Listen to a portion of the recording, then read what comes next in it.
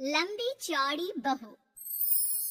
ये प्रेम कहानी शुरू होती है दिल्ली से नोएडा जाने वाली बस में। जिस बस में सवारी कर रहा होता है पराग और उस बस की कंडक्टर होती है अनुराधा। ओके, टिकट दिखा, टिकट टिकट। चाचा का प्लेन नहीं चल रहा है यहाँ तेरा, जिसमें फ्री में सवारी कर रहा है। हिसाब देना होता है हम लोगों को सरकार को। निकाल पैसे, चल। पराग दूर से अनुराधा को देखता है। अरे यार, कितनी धाकड़ लड़की है। मजाल है कोई कुछ बोल दे। कितनी समझदार और कितनी कॉन्फिडेंट। आज से मैं तो इसी बस में घर जाया करूंगा। अब क्या था, भले पराग को घर जाने के लिए 10 बस छोड़नी पड़े, भले 20 किलोमीटर की यात्रा खड़े होकर पूरी करनी पड़े, लेकिन आने जाने का सिलसिला वो अनु की बस पर ही करता। एक दिन, ओ क्या करता है तू? हाँ, मैं नोटिस करती हूँ, देखता रहता है मुझे जब देखो तब। हाँ, वो मैं तुम्हें पसंद करता हूँ और शादी भी तुम्हीं से करूँगा। जी वाह, तू ना कोई प्रधानमंत्री हो गया कि आज से 500 की नोट बंद और नोट बंद। नाजिना, इतनी तो नहीं चलती, लेकिन हाँ, तुम्हें प्यार करता हूँ। तुम्हें कोई प्रॉब्लम नहीं होने दूंगा, ये वादा करता हूँ। हाइट देखिए अपनी। मेरे लिए कोई ऐसा लड़का चाहिए जो मेरी तरह लंबा चौड़ा हो। अरे जोड़ी भी तभी अच्छी लगती है। जरूरी नहीं है, जो आपको खुश रखे, आपके इमोशंस को समझे और आपसे बहुत सारा प्यार करे, जोड़ी तो उसी के साथ अच्छी लगती है। फिर क्या था, हीरोइन को हीरो से प्यार हो जाता है और दोनों शादी कर लेते हैं। शादी के बाद देख, अब तो इस घर की बहू है। अगर समझ गई है तो ये कंडक्टर वाली ड्रेस पहनकर घर से निकलने की जरूरत नहीं है। पराग अच्छा कमाता है तो तेरी नौकरी की भी जरूरत नहीं है हम लोगों को। अरे कैसी बात कर रही है माँ जी? यूँ कोई सरकारी नौकरी छोड़ता है क्या? और जब मेरी नौकरी लगी थी, मेरी अम्मा कितनी खुश हुई थी पता है? मैं तो नौकरी करूंगी। अरे नौकरी करेगी तो डंडे से मारूंगी, और हाँ, जो निकली घर से बाहर ना तो हाथ पैर तोड़ दूंगी और घर से बाहर निकाल दूंगी, देख लेना। अनु को समझ में नहीं आता कि वो सास को कैसे समझाए कि सरकारी नौकरी लगना आसान बात नहीं होती और उसने इस नौकरी को पाने के लिए कितनी हार्ड वर्क की थी।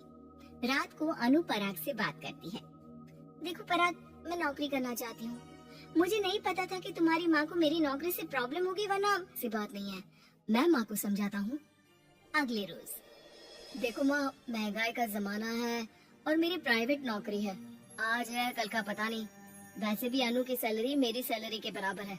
अगर ये भी नौकरी करेगी तो हम लोगों को जिंदगी जीने में आसान हो जाएगी ना।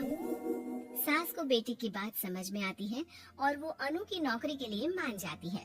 अगले रोज, बेटा, बहू, तुम लोगों को लेकर मुझे कुल देवी के दर्शन के लिए जाना है, तो रविवार को दोनों सुबह ही तैयार हो जाना। अगले रोज दोनों तैयार हो जाते हैं और कुल देवी के मंदिर पहुंच जाते हैं। क्या संतोषी बहन, ये कैसी बहू ले आई हो? बहू बेटा लग रही है और बेटा बहू। अरे कोई पहलवानी लड़ानी थी क्या जो इतनी लंबी चौड़ी बहू ले आई? अब क्या बताए पंडित जी, जो बेटे ने पसंद किया हमने उसे हाँ कर दी। अब बेटा जाने और उसका परिवार, और ये तो बस कंडक्टर की नौकरी करती है इंटरस्टेट। और सच्ची, वाह वाह वाह, ये तो बड़ी बात है संतोषी। तुम तो किस्मत वाली निकली जो सरकारी नौकरी की बहू ले आई। ये तो वही बात हो गई कि घी के लड्डू का कोई शेप थोड़ी ना देखता है तो घी का लड्डू ही। सास को बहू की तारीफ सुनकर बिल्कुल अच्छा नहीं लगता। वो जल्दी से पूजा पाठ करवा कर उन लोगों को घर ले आती है। एक रोज, संतोषी बहन, तुम लोगों का घर बड़ा अजीब सा लगता है। भाई साहब बहन जी और बहन जी भाई साहब जैसी। अरे बस किया कर, सरकारी नौकरी देखी तो हाँ बोल दिया, और इतना भी क्या, पैसे की चिंता। चलती हूँ, खाना बनाना है। क्यों, बहू नहीं बनाती क्या खाना? अरे नहीं, वो तो नौकरी करने जाती है ना, तो उसके आने से पहले खाना बना देना पड़ता है, वरना पता है ना आजकल की लड़कियों की ज़बान कितनी लंबी होती है। तेरी बहू की तो कुर्सी तोड़ने वाली नौकरी है, यहाँ बैठती है जैसे उठकर ऑफिस में बैठ जाती है, फिर क्यों थक जाती है कि खाना भी नहीं बना पाती। मेरी बहू भले कंडक्टर है, लंबी चौड़ी, लेकिन बता रही हूँ सारा दिन सवारी से मत्था पच्ची करती है, लेकिन मजाल है शादी के बाद एक दिन भी मुझे किचन में जाने दिया हो ना जी ना। दोनों पड़ोसन वहाँ से चली जाती है। सास बाजार जाती है और एक ट्रेड मशीन ले आती है। अरे माँ जी, इस उम्र में आप घर पर जिम खोलेंगी? अरे तेरे लिए लाई हूँ, रोज चलाकर 2 घंटे इस पर, पतली हो जाएगी। और खाना कम खाया कर, जब देखो बकरी की तरह मुंह चलता रहता है तेरा। वाह जी वाह, एक ही तो शौक है खाना खाने का, वो भी रोक दो। हाँ, लेकिन सास तो सास थी, बहू के खाने से लेकर एक्सरसाइज सबका हिसाब किताब रखने लगती है। अरे मैं मोहल्ले वालों को बताकर रहूंगी कि मेरी बहू भी शिल्पा शेट्टी की तरह पतली हो सकती है। वही बहू बस में जब सवारी का टिकट काट रही होती है, उसे चक्कर आ जाता है और वो गिर जाती है।